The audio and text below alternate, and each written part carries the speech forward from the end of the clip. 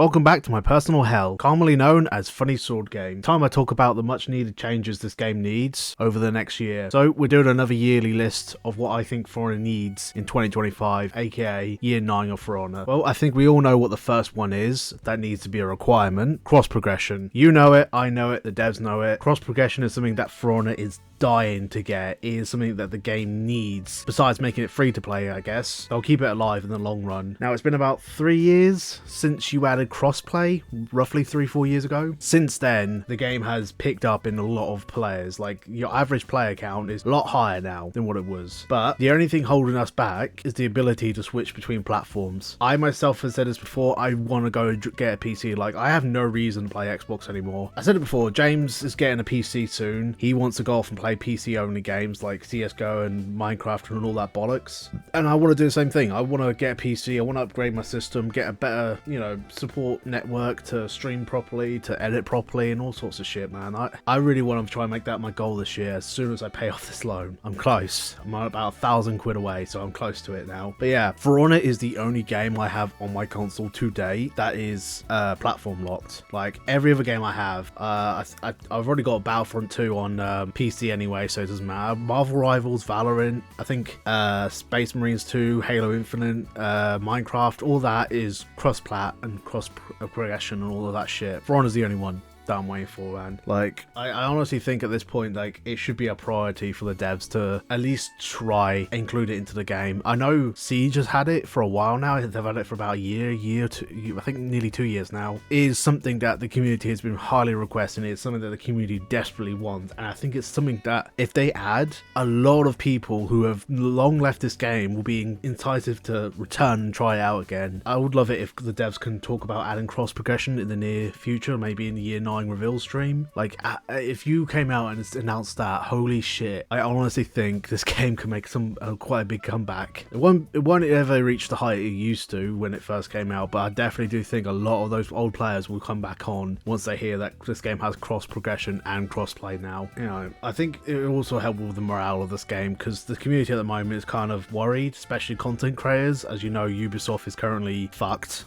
Like, normally fucked, but even more fucked, to the point where they might sell off to Tencent or someone else. And if that happens, I don't know what the future will hold. Might be good, might be terrible. I think Tencent is a Chinese-based company, so the future is not looking bright for Ubisoft, which is a shame, because I think some of the devs are still some of the best in the industry, but they just get held back by poor leadership. But that's neither here or there. That's my top pick, cross progression. Let's move on to something that I think is more likely going to happen. Last Hero Standing. This is a new game mode that was added last year, beginning of season 1. It is a 1v1v1 game mode, so basically a free-for-all mode for 3 players. This was fucking awesome. It pisses me off that we're nearly a year later and we still don't have it. Like, I know the devs have mentioned adding it back as a permanent mode, but god damn, please, man, please have this game mode ready for the year 9 reveal. Like, add it in like season 1 or season 2 of year 9, because holy shit, this was one of the best game modes we ever had. You could literally take out fucking Tribute, because no one fucking plays that shit anymore, and have Last Hero Standing. I guarantee that playlist would always be full, because so many people loved it. Like, it provided so much fresh content to the game that I think a lot of us enjoyed. Also, as a bonus, the map that was built for it, I want to say it was a High Fort rework, not rework. It was based off the High Fort map, but in like a different area, like outside the map. I can't remember the exact details of it, but holy shit, that map, I said this when it first came out, that map could actually work as a brawls or a duel map as well. So not only could we get a new game mode, but you could also add it as a new map for duels and brawls, which is something people have been requesting too. Like,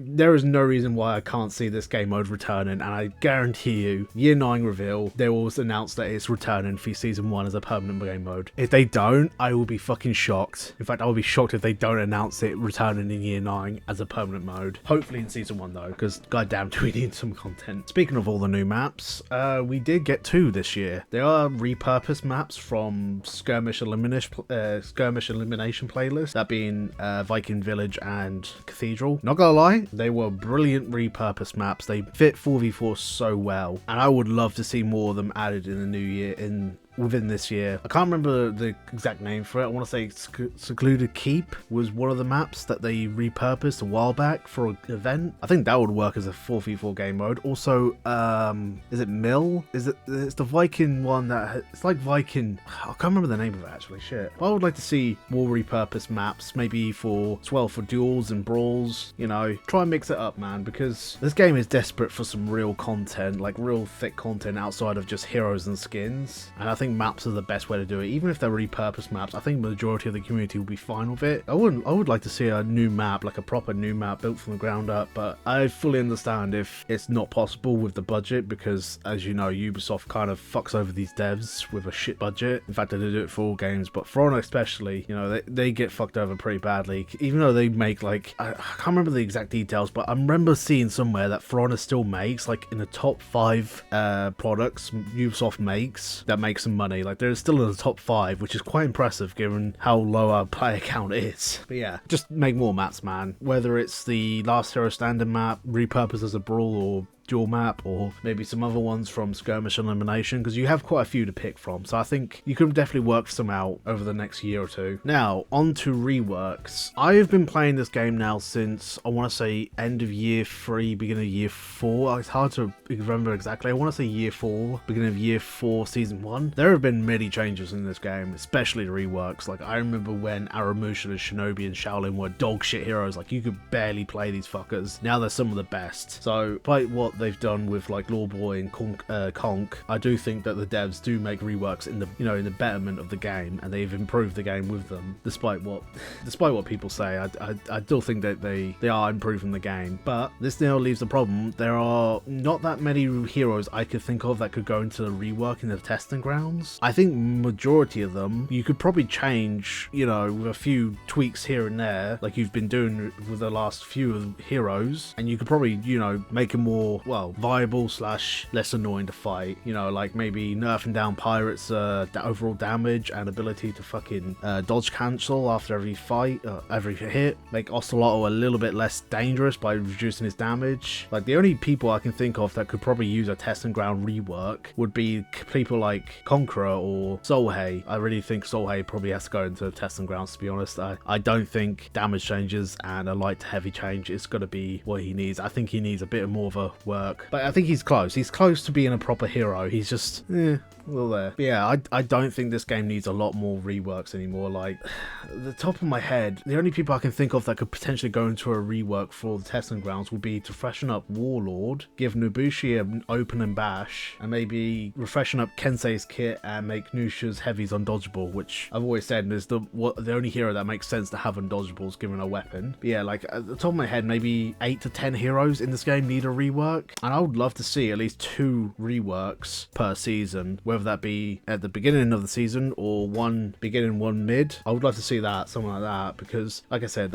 every other hero now is either in a viable state or is in a very good state to play in 4s and brawls. It's only a select few that are struggling at the moment. I think little nudges here and there could put them up and make the game somewhat in a viable state. Like, it's definitely been in the most viable state it's ever been in this current year. Like, when you compare it to what I played back in year 4, like, there were some heroes you just straight up couldn't play because you'd get absolutely wrecked. Now they're in a situation where it's like, you can actually kind of play this hero and do really well. Like, they'll still struggle with some heroes, but they'll a lot better than what they were. On the topic of testing grounds, the game mode is currently kind of dead. I hate to say it, but devs, but you done fucked up here. Now, there are 2 changes. Well, there's 2 reasons why testing ground is struggling right now to retain players. Firstly, you only put in at most 1 hero rework. Again, I understand that you're in a budget situation where you probably can't afford to add more, but I think at the very least you can try and shoot for 2 reworks or 2 major changes per testing grounds, because at the moment everyone who jumps on plays it for like one match, maybe two, and then jump off, and the game mode immediately dies. Like, I've jumped on right as it starts, and the game mode's been dead, like right off the bat. And I'm like, damn, this sucks. The other reason why this game mode why Testing Grounds doesn't really last that long is because there's no bonus reward to actually playing the damn thing. Like, once you play the changes, that's it. There's no incentive to stay there, and you just end up going back to normal Dominion or whatever. So, how would I change this? Simple. Add in more incentives to play the game. At the very least, make Testing Grounds double XP throughout the entire week. Maybe double XP for the first 5 days, and then the last 2 days make it triple XP. Everyone will be playing it then. Even if the changes are dog shit, people are like, triple XP? Fuck yeah, I'll jump in on that shit for that. Shit, yeah. Like, shit, I'll grind that out for triple XP or double XP. Like, that would help with so many of my Road 2, especially on my Shigoki. I've been lacking on him a lot lately. I need to get him up, and he's only like 50 reps at the moment. I will get him to rep 80 though, don't worry. He will be rep 80 by May, maybe. a second change I would make to Testing Grounds, add in more shit to the Testing Grounds itself. Maybe like add a rework for Conqueror, but also add in some changes to Solheim, like make a light and heavy chain, maybe a damage chain, maybe a little change to how his one-shot thing works. I don't know, but add like these little changes as well as a major rework or change. So it's more to like play with, more to like explore with. That way people are more incentive to play the damn thing rather than play it once and then dip, because then I know that fucks with your feedback, because every time you ask for feedback it's like 5 people giving you feedback because everyone else has played it once and then forgotten about it. But yeah, man, like Testing Grounds is quite an important part for On It. It's like the devs need to prioritize it more by adding something to it to make us want to play it more, and I think at the bare minimum double XP is what it needs at the bare minimum, and to add in more than one rework at a time, even if it's a shitty change like Warlord gets a refresher kit and then maybe Nusha gets undodgeable heavies. It's a simple change, like I think it would be worth it. But speaking of new heroes, I think it's long time that the Wulin gets some proper love. I'm not talking about season, I'm talking about new heroes for the Wulin. I mean, the bare minimum between now and the end of year 10, I want to see at least 3 Wulin heroes added to the game. Bare minimum 3. I would settle for 4 or 5, but they are so far behind. They are now tied with Outlanders for the same amount of heroes, even though they've been in the game since year 2. They are Outlanders have now more than likely, I wouldn't be surprised if there's a 6th Outlander coming in there soon, in like a year or 2 from now. They'll overtake them. Like, the Wulin need some new heroes, and I know Raven Eyes mentioned this several times before, but there are a lot of different weapons that the Chinese use throughout their history that you can incorporate into this game, because this game isn't about the hero, it's always been about the weapon. That's why certain heroes or certain warriors are never added, because their weapon is already in the game. It's like, well, can't do that, so we have to either change the hero's weapon or not do it. So if you ever wondered why certain heroes have certain weapons but then they don't add in perhaps a certain warrior that used that weapon, it's not about the hero or the warrior, it's the weapon. And I would love to see more Wulin or Chinese based weapons added to this game. Like, at this point now, I think the Samurai and Knights have 9 heroes, Vikings have 8, and then you got the Wulin and Outlanders with 5, and it's like, damn, the devs really forgot about the Wulin, because they have not had a new hero since year 3. So just before I started playing, hell, I would love to see a season or 2 of basically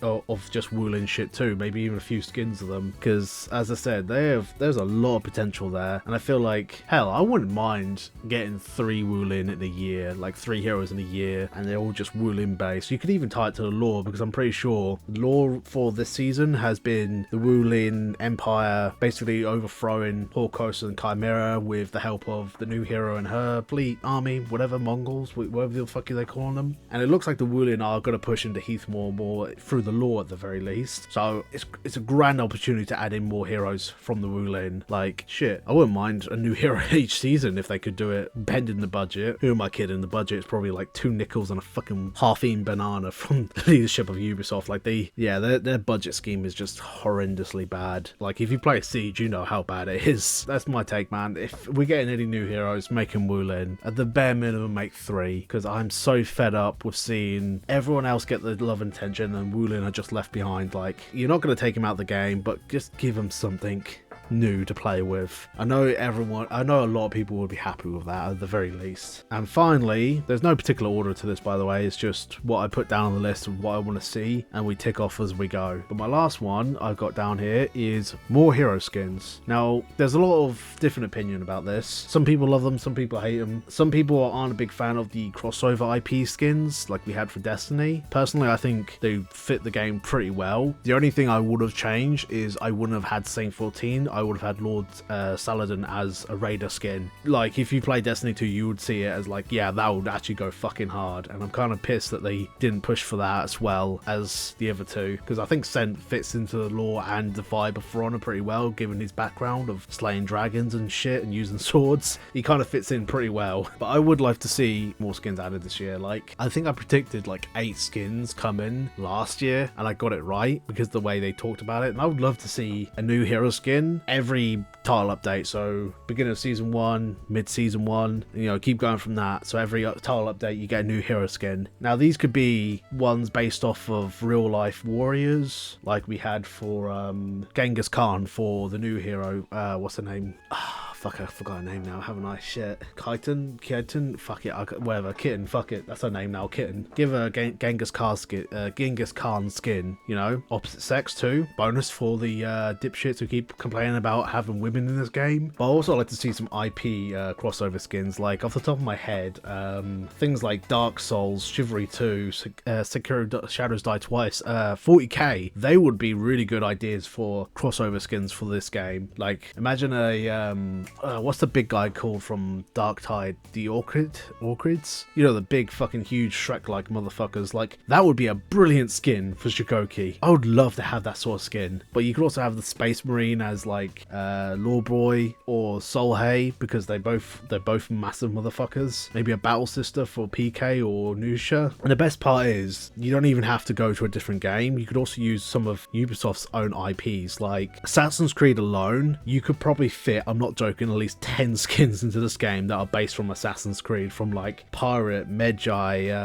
You got Assassin's Creed Shadows with those 2 new characters that you can add into the game as like Shinobi and Shigoki. Warden can get a 3rd skin for a Knights Templar. Peacekeeper can get one for Altair. You know, there is so many different assassins that they can choose from to add into the game as hero skins, and I would love them. I would welcome them all, because I think the hero skins are some of the best things that they added to this game. Like, they just added a little bit more flavor to the fashion of For Honor, which is the end goal of For Honor after all. But yeah, I would love to see more hero skins, like one every title update if I could. It wouldn't be a negative, but the only thing I wouldn't like to see is a hero skin for the Knights, realistically. Like, I would prefer everyone else gets a hero skin and the Knights get ignored, because they've been spoiled a bit with the last few hero skins. Or I would say to the devs, hit the fuck it button and pull out the last few heroes on the Knights that don't have skins, and then you never have to touch them again. Then once they've got them, they're done. I think Conk, Glad, and Griffin are the only ones left, right? Get those 3 done in the first like season and a half, and then you never have to touch the Knights again. You can just focus on everyone else, because I know everyone's fed up with the Knights getting you know, favoritism from the devs. Even I'm sick of it, and I'm a fucking Knight main, man. Either ignore them for now for the next few years, or fucking send it for the first season and a half, so we can never see another hero skin for the Knights again, and it's just focus on everyone else. That's my take on the more skins. You know, mix it up, man. Add a bit of everything. Why not? Go nuts with it. I have other smaller ideas of certain things, like a revenge rework, execution adjustments, past events becoming added to the custom games and other stuff, but I figured this video is already too long. Like, it's like nearly 20 minutes long at the moment, so I'll save that for their own videos maybe throughout this year. But give me your thoughts below. Like, what do you want to see in For Honor this year?